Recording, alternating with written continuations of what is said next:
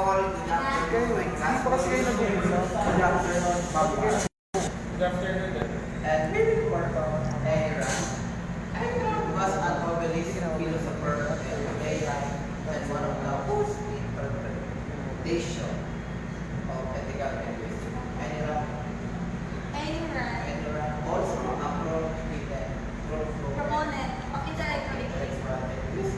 She is considered one of the most controversial writers of Okay lang ba? Okay lang ba? Then, a passage from Atlas deals with the idea of rational morality of altruistic motives and action. Now, let's talk about Enron. Enron is the most controversial writer of the modern. She create or she write about the ethics of egoism. That's why we take. So, about egoism. Egoism is about the morals. She's also like Goldberg's Machiavelli that have moral. And in other words, her fighting for this is about the moral of the man who is changing its mother and lands.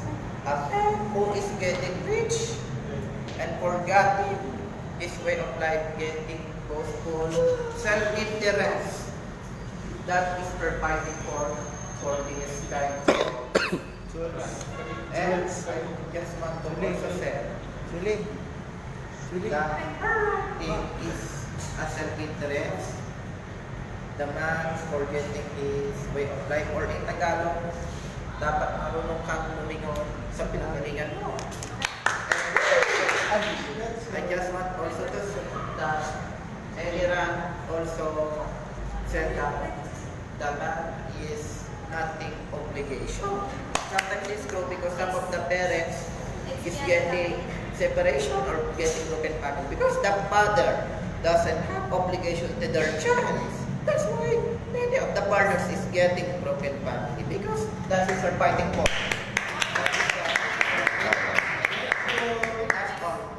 Thank you.